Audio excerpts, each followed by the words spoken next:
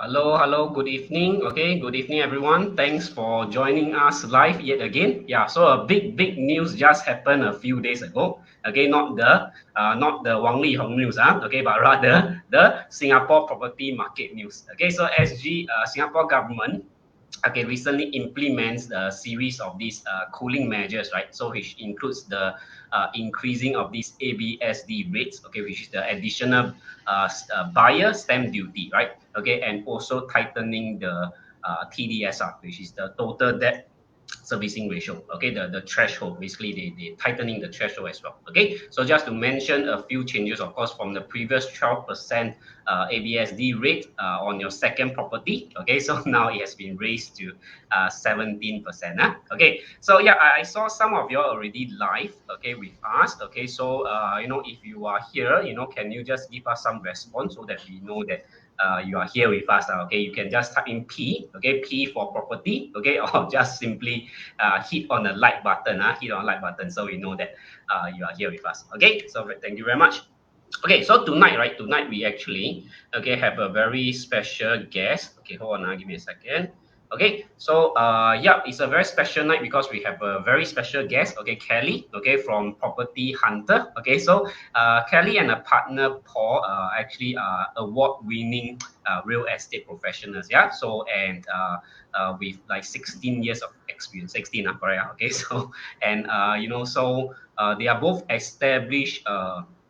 Authors and trainers that has conducted more than training for more than 2,000 consumers and so-called this real estate practitioner as well, right? Okay, so today we are very honored to have Kelly over with us, to further discuss, what are the things we should take note on this new measure, and also potentially, any strategies, we can use moving forward, right? Okay, so without further delay, let's hit on the love button this time, okay, to welcome Kelly. Okay, so yeah, Kelly, over to you. Hello, everybody. Hi, I'm Kelly. Thank you, Leslie. Thank you very much for inviting me to your channel here. Very excited to be here. So, hello, everybody. My name is Kelly, like what Leslie mentioned. Okay, so today I'll be sharing with you about how this new cooling measure is gonna affect us. How is it gonna affect the Singapore property market as well? Okay, so before I start, let me just very quickly let me just share with you who am I? Okay, so who am I? Like what Leslie mentioned earlier, I'm actually the co-founder of Property Hunter Singapore, and it's actually founded by my husband and myself. We're actually a husband and wife team. With three lovely children, and at the same time, we are very blessed and very blessed to have actually a real estate portfolio of 5 properties in Singapore. All right. What else about us? Like what Leslie mentioned, we are also real estate professionals in the industry with over 16 years of experience. We are currently leading a team of 70 realtors, and we have also authored several books and conducted many trainings in Singapore, training over 2,000 consumers and practitioners in the market. Okay, over the years, we're also very happy that we can actually help our many friends and people around us actually become multiple property investor as well as profit from their real estate investment with an amount of as much as $500,000 within a period of as short as 6 months. So we're very happy that they were actually able to achieve this dream together with us as well. Okay, so without further ado, let me just run through with you very quickly what happened in this new cooling measure. So as you guys know, just last week, just a couple of days back, the Singapore government announced late in the evening, about 11:40 around there, that there's going to be a new cooling measure that's going to be implemented in Singapore. Okay, so what are these new cooling measures? Let me just run through with you very quickly. Number one is an increase in additional buyer stamp duty. Okay, so additional buyer stamp duty are actually extra taxes that you need to pay, okay, when you are purchasing your second or your third property, or if you are a permanent resident, or if you are a foreigner, or if you're a company. Not to worry, I'll run through with you this very quickly. Okay. There's also the second change that they made is actually the lowering of the total debt servicing ratio. Okay, and the third one is the lower loan to value for HDB flats. So what I'm going to do is right now, I'm just going to run through them, one by one to actually show you what is the change and how is it going to impact you. All right. Okay. So the first one in increase in ABSD. Basically, what does that mean? Okay, as you can see from the chart here. Okay, so for Singaporeans, though buying the first property, okay, these are the old rates and these are the new rates. Yeah. So as you can see, for Singaporeans buying the first property, there is actually no change. So what the government is doing, they're actually doing this to reduce. Okay, as you guys know, Singapore property price has been increasing rapidly. Okay, ever since COVID started, and that actually it has been increasing so rapidly that we couldn't see the end to it. You get what I'm trying to say? So in order, to prevent a bubble from forming, what the Singapore government did was to actually introduce all these measures, hoping to actually cool down the market. Okay, so for people who are genuinely buying a property for their own stay, they are not penalizing anybody. So you can see that it's still keeping at the same rate as 0%. Whereas for the second property, it used to be a 12% tax. This tax is on top of your purchase price. For example, if you're buying a $1 million property, your additional buyer stamp duty will be the 12% of that $1 million property. Okay, so this is the old rate, and the new rate is 17%.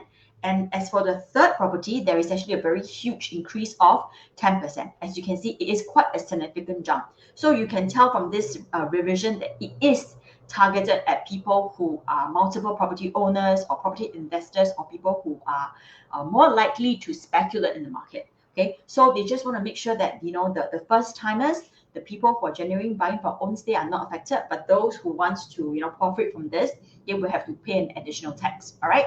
So as you can see, for permanent resident as well, for the first property there is no change; it's still at 5%. Okay, but for the second property, from 15 it became 25. There is a huge 10%. And for the third property, there's even a larger increase of 15%, from 15 to 30. And as for foreigners, okay, there's an increase of 10% from 20 to 30. And for entities and companies and, for example, developers, there's also an increase of 10%. By the way, developers actually pay 5% more than normal companies. So instead of 25, 35, it will actually be 30 and 40 over here. Okay, so it's very, very high. So what is this impact on this? As you can see, okay, or some of you, oh, by the way, these rates are only for residential properties. So for those who are interested in looking at commercial industrial properties, all these ABSD does not apply. Okay, so then some people actually ask me, Kelly, I understand that they want to reduce the speculation and all this. That's why they increase the additional buyer stamp duty. Then they started asking me, but why the foreigners and why the companies? Okay, number one, to answer the question of why the foreigners, as you guys know, the price is really increasing rapidly. Okay, and the Singapore government, I mean, we are still closed to many countries, although we are slowly opening up the countries to, Singapore to several vaccinated travel lanes. Okay, but as you guys know, probably next year we are opening more to more and more countries, and by the time when they open the floodgate, open the gate, basically we are expecting a lot of foreigners to come to Singapore.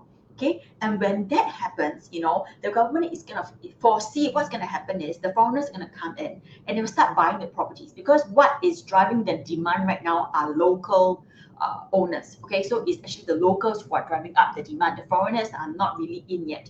So when the gate opens next year, for example, okay, when the foreigners come in, they're going to start buying up property, and they foresee that there is going to be a likelihood of another spike, a second spike. In spite of the fact that now it's really rising rapidly, there will be a second huge jump because of the demand from foreigners itself. This is the reason why they increase that, in anticipation of what's going to happen when Singapore opens to more countries. All right. And then as for entities, companies, obviously, companies, as you guys know, we are at the start of the en bloc cycle. Okay, so if you read the news recently, there's a lot of en bloc happening and all this. So as you guys know, when there is en bloc going on, pushes the prices up. So in order to deter, the developers are having too many en blocs, okay, they actually increase this 10%. Okay, so some people actually ask me, so Kelly, are you saying that the en bloc cycle is over? It's actually not over yet. Okay, what's going to happen is, I can tell you that, okay, currently the property stocks in Singapore are low. Okay, the developers are running low of stocks, and the land supply are very limited. Very limited. Okay, so when they are running low of stock, they will still need to buy and replenish the stock. You get what I'm trying to say? Otherwise, they have no inventory to sell. So the developer will still need to purchase land. They will still need to actually stock up on the inventory so they can prepare for the next wave of new launches projects, which is another 3 to 4 years time. Okay, so what's going to happen now is that since with this measure, en bloc, it's probably not going to stop. But what's going to happen is we foresee that developers will be, number one, a lot choosier when it comes to development. Okay, because previously when it comes to en bloc cycle, you can see every other en bloc property, older property actually got en bloc. But this time around, because of this measure, there's a very, very strong likelihood that they will be a lot more selective. Okay, so they probably look at the area, they probably look at the surroundings, the amenities, the growth potential area. There'll be a lot of factors, that will affect their choice. The second thing is they will probably be a lot more conservative when it comes to the bidding price. Okay, so because of this, additional 10% that they have to fork out, as you know, this is 10% tax that they have to fork out and they can't take it back. You see, so what's going to happen is that this 10% is going to make them more conservative, and they will more likely be bidding at a lower rate, as compared to without this cooling measure. Okay, so that is how the additional buyer stamp duty is going to affect the market. Okay, so let me share with you the second one, which is the lowering of total debt servicing ratio, TDSR. Okay, some of you will be like, hey, what is total debt servicing ratio? So basically in Singapore, loan eligibility, right, is capped at a maximum of 60% of your income. Okay, so which means you can only take loans up to 60% of your income. So what the change is actually they reduce the 60% to 55% instead. Okay, so there is a reduction of 5%. So what does that mean? So let me show you a very quick example of how this 5% is going to affect you. Okay, take this example. John, age 35, he has a monthly income of 10,000. Assuming that he has no debt, no loans, okay, because I'm just showing you an example that, presuming that he has no cars and he has no credit cards, okay, and he's taking a 30 years loan. So based on these figures, okay, in the old TDSR of 60%, John would be able to have a monthly repayment of maximum 6,000. Remember I mentioned, right, of your gross income. Okay, and the maximum loan he will be able to take is 1.335, and therefore the purchase price will be 1.78 mil. As compared to this new 55% TDSR, okay, so the max monthly repayment is actually $5,500. Okay, and the loan maximum loan becomes lesser at 1.222, and the maximum purchase price is 1.63 mil. So as you can see, there's $150,000 difference when it comes to the purchase price. So as you can see, people are going to ask me, so is this going to affect us a lot? Okay. When TDSR was first launched a few years ago, about a couple of years back, okay, it did affect the Singapore property market. Our property price actually dropped. Our property price index actually dropped because of TDSR.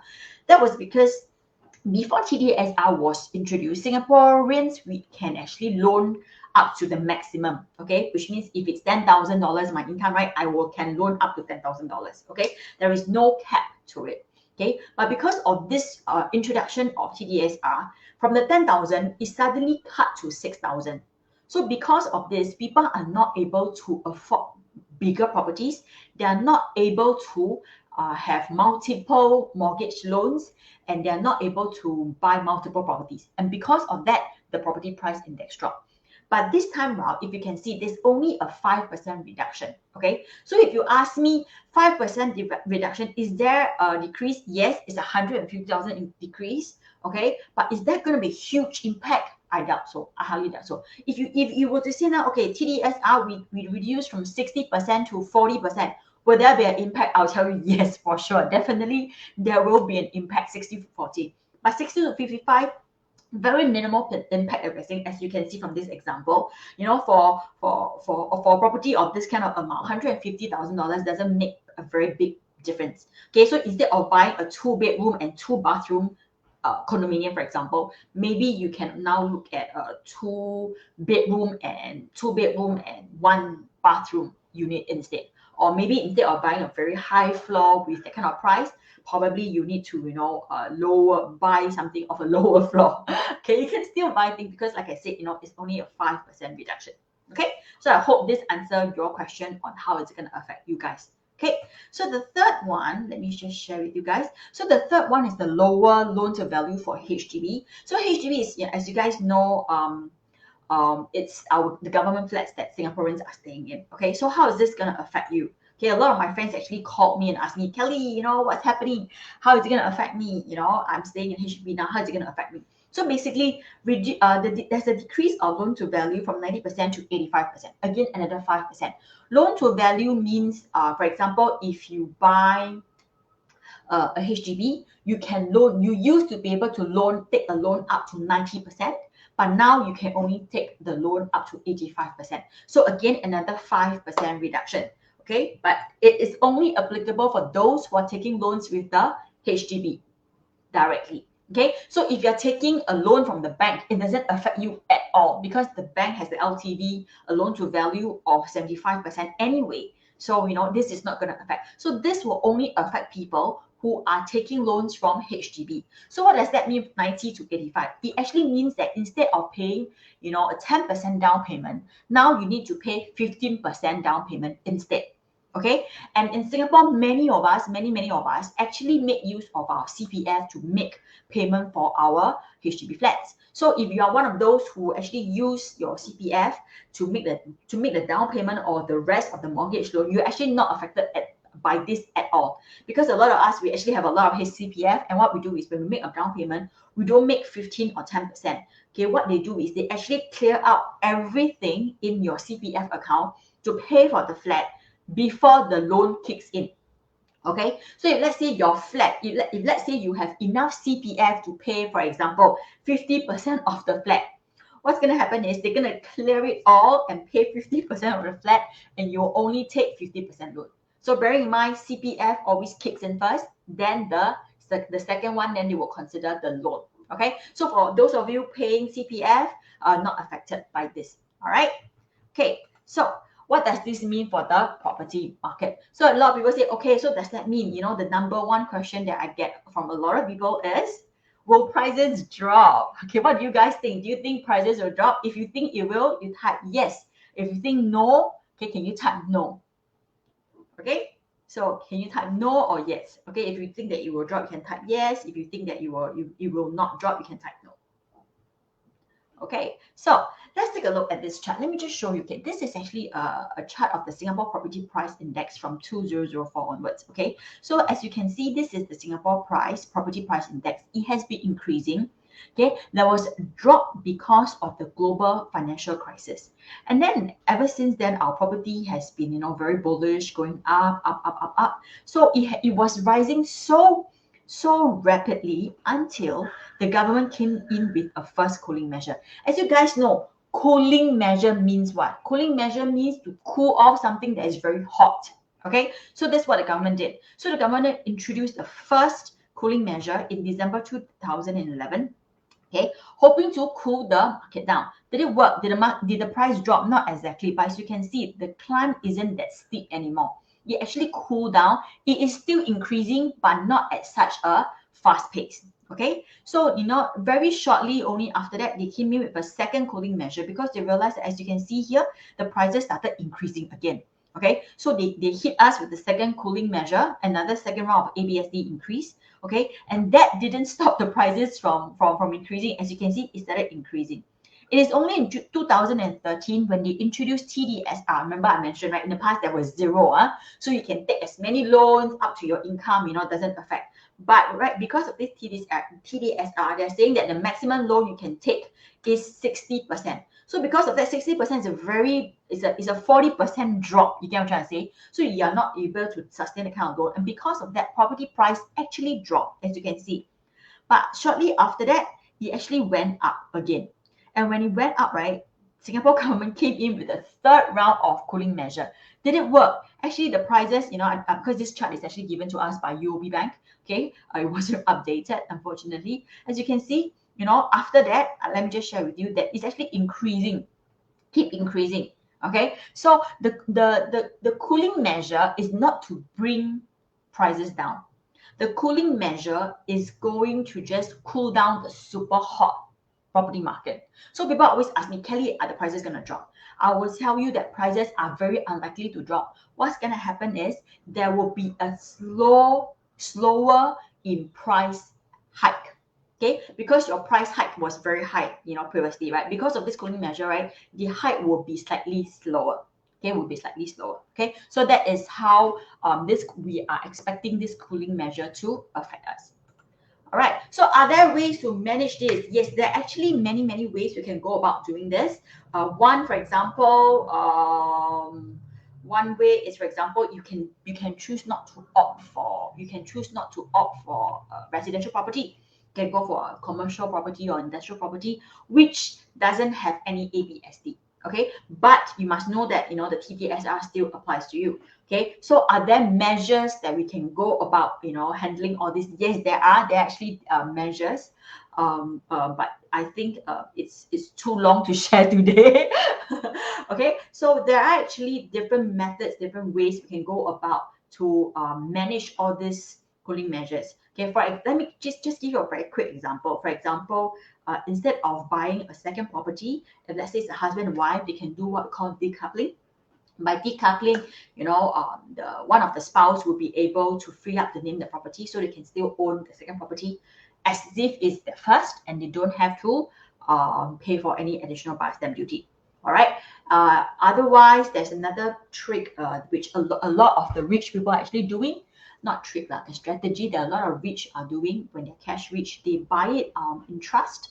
Okay, so this is what they do. They buy it in trust in the children's name, but the parent will be the child will actually be the beneficiary, and the trustee is actually the parent. Okay, so the child will not be able to actually own the property until they are 21 years old. Okay, but of course there are a lot of measures, there are lots of things you need to keep a lookout for. So if let's say you guys are interested to find out more about all this, you can always drop us a note, or type in the comment, just tag us, we'll be happy to share more information.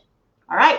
So with this, I think I've come to the end of my sharing. Thank you very much, Leslie. Are there any questions from the, from over here? Any questions from you guys?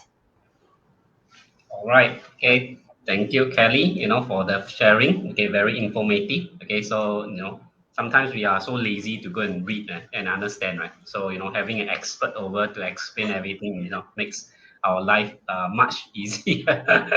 Right. So let's wait for a while to see if there's any questions. Okay. Sure. Yeah. Sure.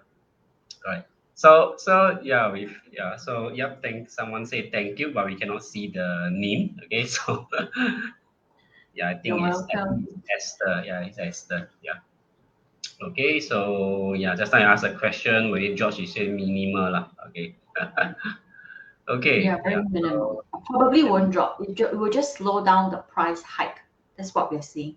Because as with many other cooling measures, we don't see a drop. It's only slowing down a little bit. mm. So will And these measures this time now the increase is quite a bit, 5, 10%, 15%. It's quite a fair bit. deter you from investing in more properties? I guess not, right? For me, no. As a matter of fact, we just made an offer for our next property just yesterday, last evening actually. Okay, Yes, congrats, I congrats. just made an Okay. offer for our next property on last evening. Yeah. So Okay. we still believe in the Singapore property market. As you guys know, Singapore property market over the past 20 years, as you can see, right? You can actually just Google and you can find it on the news and everywhere that regardless if it's uptrend or downtrend, we are on like a uptrend growing mode. It's always rising regardless. So it is something that is good to hold hold it, and then have that capital gain in the future. And as you know, Asians, I'm very Asian. We believe in having a property and holding it, and if possible, we want to have this for our children as well. Very Asian thinking that we must have property and hold it. Yeah, I do agree now. Although this is our group is primarily a crypto group, crypto investing group. Okay, so by having Kelly over, we have our reason also, because I think that crypto being a very volatile this kind of asset classes, like in a sense, right? So it's also good to diversify into other asset class. Okay, so one of them, which I personally do as well, is actually property, which I think is like what Kelly mentioned, because in Singapore is still pretty stable. Okay, even with all the measures coming in. Yeah, so I think it's pretty good to have some property investment as well. Okay, while doing your crypto, so because our crypto investment really give you heart attack, right? So you don't want another another investment that will give you heart attack kind of returns, right? So I think property is a good mix, when it comes to constructing your portfolio and all that. Yeah. I totally Okay, agree so with you, Leslie, that we should always, when it comes to investment, right, we should always have, diversified investment. You have the volatile ones that are probably riskier, but probably higher returns, or you have the stable one that's playing for the long haul. So there are different types, and it is always wise to never put all your eggs in one basket. yes. Yeah, Kelly, do you know that? Do you just now you say whole, right? Whole property. Okay. So do you know crypto, right? We spell whole, HODL. Do you know?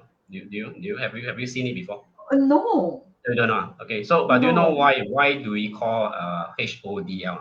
I don't know. Can you share with me? This is very interesting. And just yeah, so if you in crypto, right, you must say HODL. When you say holding, you say HODL. Okay, so it's actually it was meant to be a typo. Okay, so there was this guy. Some people were asking him, hey, what are you going to do next? So he actually typed in caps HODL. Yeah, then he was like away from his keyboard for a while. Yeah, then then people will keep asking, hey, what's that? Is that a new type of strategy? Can you teach us? Can you share with us? HODL. After he came back, oh sorry, I was drunk and it was a typo. And then from then on, everyone use this word HODL. Hold. Yeah. So if So you are this guy holding, must be a very famous crypto master in yeah, order yeah, for his I words always cannot to remember carry his such name. heavy weight. Yeah. So so and people also become like an acronym for hold on for dear life, HODL. Yeah, but it was meant to be a so-called a typo, right? Okay. So by the way, Kelly, we have one question. Okay. Yes. So someone asked, will these measures affect the demand from foreigners? Yes, likelihood, yes. We will see that there they will be affected. But if you ask me, right now 30% for foreigners, right, we are the same as Hong Kong. Okay, if Hong Kong has 30% ABSD as well, it didn't deter the Chinese from buying as well. Okay, so we actually the same for foreigners is 30%. So the demand, we believe that it will drop, but the people who wants to buy will still buy when it comes to foreigners. Hmm. That's our take. Yeah. Especially the rich one, I think go up. I think how many percent they still buy on? Uh, yes, yeah, I that's true, that's true. And that we actually in our line of work, we actually meet a lot of high net worth individuals from all over the world. So a big part of our clientele are actually foreigners. So a lot of them, they come in and they buy, with the first ABSD, the second ABSD hike, the third ABSD hike, they are still buying and they are still buying. Of course, many of them will want to get a permanent residency. Some of them want to get a citizenship. Speaking of which, a lot of them are coming in to set up family offices. We already have clients coming in the midst of setting up family offices, so that's their way to come into Singapore and buy the properties as well. So if you ask me, will it affect demand? Yes, for those who have no ways of getting their citizenship or the permanent residency. Otherwise, those with means will very likely come in through family offices, get a citizenship, and then they don't have to pay ABSD for it. Otherwise, those who want to buy will still buy, because over the years, every time we see, will it going to affect the foreigners? It did for a very short period of time. After a while, I think everybody get used to it, and then they start buying again. And then the same thing just keep repeating itself. So we foresee that, yeah, it will very likely be the same scenario. I see. Okay, yeah, true. Also, a lot of these billionaires are coming to Singapore, even the crypto billionaires. Yeah, some of them are here. Not Yes, surprising. yes, and yeah, I think there's a thank you for you as well. Okay, so yeah, so I think if there's no other questions, then can we give Kelly another like? So Facebook Live, you can tap on the like many times, so don't be shy about it. Okay, so Thank you, yeah, so Leslie. do share with to your page, to your profile as well if you find this useful, right? Oh yeah, Okay. by the way, Leslie, I Hmm. for those who are interested to find out more, I actually have a webinar coming up. Do you mind if I share with your audience? Yes. I was about to ask you also. Now I was about to ask you if let's say the audiences are very interested to learn more about property. Do they have any means or class for them to attend? Yeah. I So yeah, actually share with them. Mm. Actually, we are taking a rest for the festive season already. So we do have webinars upcoming in January. So we have two sessions, one on the 7th and one on the 21st. So I will actually type into I think I will send you the link, then you can type into the comments as well. Yeah, sure. And then feel free to share to actually sign up and join us. So the link, what you do is when you click on it, it will bring you to Eventbrite. So you can just choose a date, sign up for the event, and we will send you a confirmation email with the login details. So it's going to be a 1.5 hour webinar. So we're going to share a little bit more about more in-depth things about Singapore real estate market and some of the strategies that we use as well. Mm. Okay, so thanks Kelly for offering this to our audiences. So yeah, so it's also a very good time. Also, typically at the end of the year and also at the beginning of the year, right? People like to do one thing. What is that? Okay, they like to set New Year resolution. Okay, whether Yes, you complete or not is another thing, lah. Okay, a lot of people don't complete their New Year resolution, but it's fine. We cannot turn back time, right? Okay, but we can move forward. Yeah. So if your New Year resolution, one of them, is to maybe own a property or start your property investment. Okay, then I think it's a workshop. It's a webinar that you must attend, and it's also complimentary. From Kelly. Yeah. So yep. Later, I will share the link once Kelly give it to me. Right. Okay. Yeah. all So right. let's Thank you very see much, if there's Leslie. any other questions. If not, yeah. If not, I will just shamelessly ask for another like lah before we end. Okay. So please like and share again. Okay. So Thank you. yeah. Thanks I everyone already for. have my New Year resolution. I'm gonna venture into crypto. Okay. So you see. Actually, just to share you guys, I also joined this group just a couple of weeks ago because I want to learn more about crypto, and I'm actually like I mentioned, all investments should be diversified. So my New Year resolution is also to explore crypto as one of my investment channel as well. Great. Yeah. So I think we have a lot to share with one another. Moving Yeah. forward. Yeah, in crypto and property. Yeah. So in also this metaverse, right? Potentially, crypto, blockchain, NFT can also marry this property. In the near future as well. I think it's a very exciting space. Yeah. So I think it's crucial to also learn about property investment. Also, if you want to take advantage of this metaverse, NFT, and all that moving forward. Yeah. So I think it's great knowledge to start learning today if you have not started your property investment yet. Yeah. Okay, so wait, there's someone asking just the last question. Okay, let us just wait for him or her to type in. I think it's Esther again. Yeah, so we just wait. Esther, we give you 30 seconds. If not, we are offline. Yeah, no, it's coming already. Okay, she asked, do you think interest rates will go up next year? The Feds are already adjusting. So for the floating rate, yes, they will. But how much we are not too sure, but probably the likelihood of it increasing, there will be. Because everything is all tied to the Feds anyway. So if they are announcing that they're gonna increase, so we will be affected. Okay, makes sense. Okay. So do you suggest we, those with means quickly go and take a loan and buy first? They say about property, right? There's a very famous saying when it comes to property: do not wait to buy real estate. You buy real estate and you wait. A very famous saying, which is correct. How badly will this affect the property Or you market? can see it. Okay. That's a very good question. What happened is when the price interest rate, it will affect, but in Singapore context, it wouldn't be very, very significant because in the first place, Singapore, right, we actually one of the few countries, or rather, our mortgage interest rates is actually one of the lowest in the world. Okay, compare it to places like Australia, US, Indonesia, and all this. Ours is like, right now it's like 1%. Okay, but even before COVID, it was like 1 plus, around that 1.5, 1.8 around there, even during very normal times.